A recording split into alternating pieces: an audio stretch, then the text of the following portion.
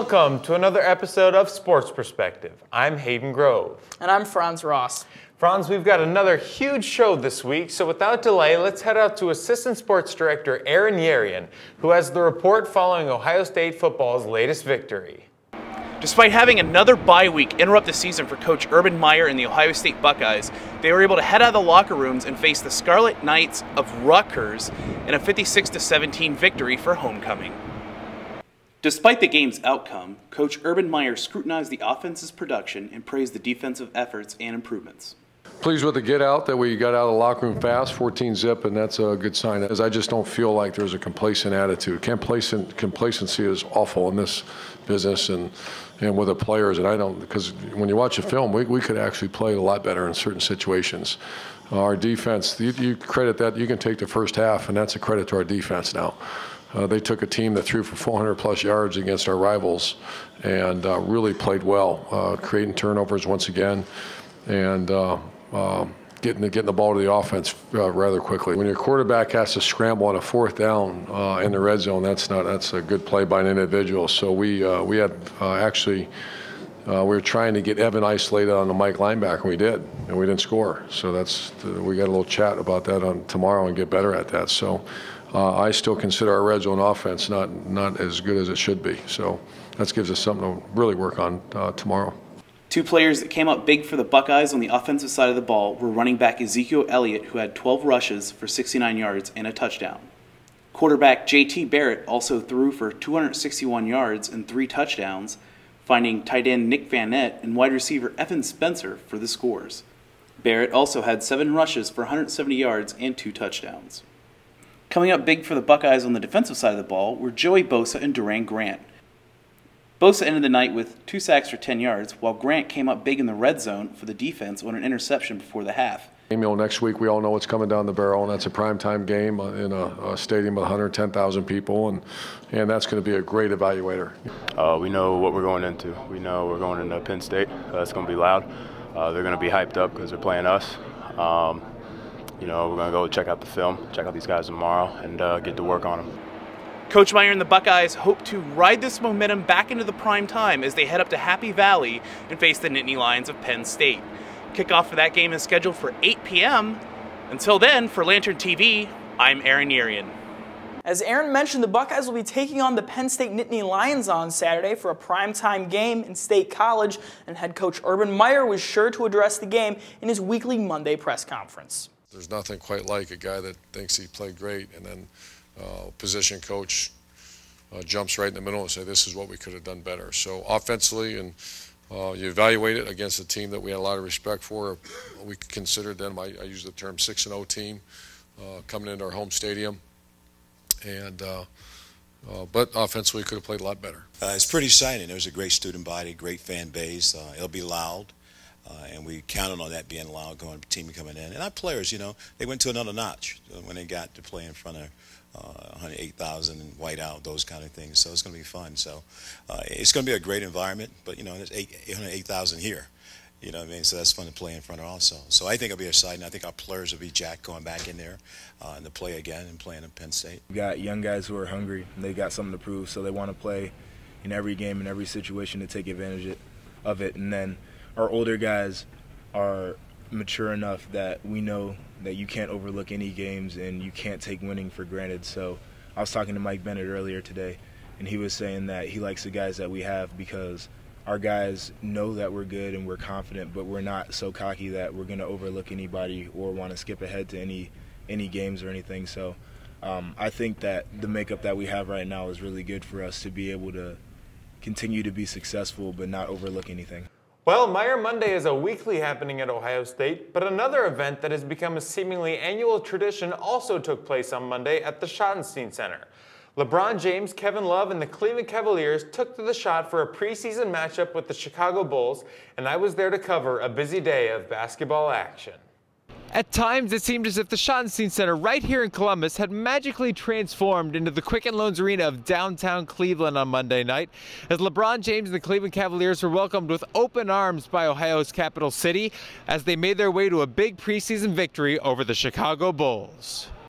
In their first trip to Columbus following the additions of LeBron James and Kevin Love to the roster, the Cleveland Cavaliers put on quite the show for the crowd at the Schottenstein Center as the trio of James, Love, and Kyrie Irving came together against an NBA team for the first time in a showdown with the Chicago Bulls. While head coach David Blatt was certainly focused on the game at hand, prior to the contest he spoke about his memories in Columbus, which revolved around his youth. Growing up and watching Ohio State football games and playing in college against Ohio State basketball, and knowing people that have gone to school, knowing people from the area. I sure remember it, and it's sports. Like in Cleveland, you know, sports is such a big part of this this town and this region, and it's a great thing, and I love it. Blatt wasn't the only one who spoke about playing in Columbus, however. Irving, who played in Columbus in a preseason game last season, said that he might have been a little more excited this time around. This is my second time playing at Ohio State University, excuse me. Sorry, I'm still from Duke, but I'll get their name right. But, you know, for me, it's exciting because, there it is Columbus. They have great fans here, not only for the university, but for Cavs basketball. And, I'm looking forward to playing in front of them. Meanwhile, Love compared the Columbus atmosphere to the one he remembered as a collegiate student at UCLA. It's great. You know, we went to Xavier. Now we're here in Columbus at Ohio State, and it's been fun to go back to the college atmosphere because, at least for me, playing at UCLA, that's a great atmosphere there. So it was a lot of fun to be here. Good reception, and we felt like it was a home crowd for us tonight. With the excitement buzzing throughout the arena as the Cavs made their way onto the floor, it wasn't long before things were underway. From the opening tip, the Cavs took an early lead thanks to James, Irving, and Cavs center Anderson Varejao, who scored 19 of the Cavaliers' 21 first-quarter points combined. Up by 4 at the start of the second, Cleveland's lead swelled to 9 midway through the quarter before the game's secondary storyline began to emerge. Bulls point guard and former NBA MVP Derrick Rose led a huge Chicago comeback, scoring 16 of his game-high 30 points in the quarter to cut the Bulls' deficit to just 2 at the half. I mean, obviously, Derrick, he's a great player, but we just had to make adjustments on the pick and roll with him, and obviously he was making plays, and that's what he does. So, all respect to him, but just wanted to stay disciplined in our defensive principles and try to get this win. Rose scored 7 straight points to give the Bulls the lead at the start of the third quarter, but Irving answered back with 11 points of his own to give the Cavs a 7-point lead after 3. With a chance to close it out in the fourth, the Cavs used some timely defense to hold the Bulls without a point for the first 3 minutes and 18 seconds of the quarter to get out to a 12-point lead. As the game was all but won late in the fourth quarter, James exited to a standing ovation from the fans and let his teammates finish off the Cavaliers' 6th preseason victory over the Bulls by a final score of 107-98. Irving, who put on a show amidst his 28-point performance, was encouraged by both his play and the play of his team on the evening. Shots were just falling. I mean, I was just making easy plays for myself. Got my rhythm in the third quarter, and guys were finding me. And we just did a great job of just giving me space and giving each other space out there, and whatever plays needed to be made. And we were all trying to make the right play. And it got a little bit exciting. I tried to throw it off the backboard of LeBron, which would have been an exciting play. But plays like that going forward, it just happened in the flow of the game. Just having great players on the team is a luxury. So. Although he finished just 2 of 10 from the floor with 9 points, Kevin Love was also encouraged by what he saw and is looking forward to what lies ahead. It felt good. We have some things we got to figure out, but as far as how our offense flowed, it was pretty good out there. So we're happy to all be out there healthy, move things in the right direction, and we have one more preseason game and some more things to work on. The Cavaliers officially opened their 2014-2015 season in 10 days at the Quicken Loans Arena against the New York Knicks as LeBron James returns home for the first time in a regular season game.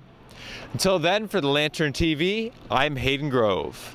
Before King James and the Cavs took to the shot on Monday, the Ohio State men's hockey team was in action at the same venue over the weekend against the Miami University Redhawks, and our hockey reporter Evan Simkowitz was there to give us the recap.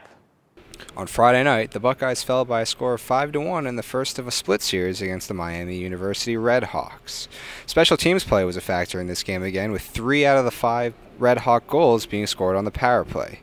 Here's what head coach Steve Rowlick said after the game. And then to give that team power plays like that and to take 30 some odd minutes, you're not going to beat a good team, I don't care who it is. And so certainly we didn't help ourselves, and that's a disappointing part. Just a little intimidated. You could see it off the start. We're just hesitant, everything we were doing. You know, we weren't playing on our toes, we were playing on our heels. And you could see that from the start, and I think that's what, you know, had an effect on our offense. But, you know, we did create some chances, but, you know, not enough tonight. Well, obviously, we didn't want to lose back-to-back games. I mean, you know, we started off on the right foot, and again, there's no easy games in college hockey, no matter who you're playing. And we understand the teams we're playing, but it's kind of up to us. You know, we're the team that's got to look ourselves in the mirror. We got to be better, and I think our guys know that. So we got to build upon us as far as showing up tomorrow and trying to be a better hockey team. I mean, it's one step at a time right now. To add to their misfortune, the Buckeyes lost 2 veteran defensemen to game misconduct penalties, leaving them with only 4 for the majority of the third period. They addressed that after the game. That's just not smart hockey, and it's happened here a couple times here already early this season, so we got to correct that. The Buckeyes will look to regroup during their off week next week before their 2-game series against Kansas and Buffalo, New York. They'll look to establish some momentum before they return home for 6 out of their next 7 games here at the Schottenstein Center. For Lantern TV, I'm Evan Simkowitz. As it always seems to be, it will be another busy weekend upcoming for Ohio State athletics. Friday seems to be the day for women's athletics, as women's soccer, women's swimming, women's golf, and women's volleyball are all in action on the day. On Saturday, in addition to football at 8 p.m., it's men's soccer, field hockey, men's tennis in action, and the women's volleyball team takes on Michigan at 5:30 right here at home. And on Sunday, women's soccer hosts Nebraska, and both men's and women's golf finish off their respective tournaments in Tennessee and North Carolina. Well, Franz, it's been a busy week, but before we go, I need a Penn State-Ohio State final score prediction. Okay, I think Penn State's going to hold Ohio State to as minimum amount of points as they've had since Virginia Tech, which is like 38, which is still saying a lot for Ohio State's offense. So I'm going to say 38-17 Ohio State. All right, well, I'll be in Happy Valley to see if you're right about that. But until next week, that's going to do it for this episode of Sports Perspective. Be sure to tune in next week for what I'm sure will be another jam-packed episode.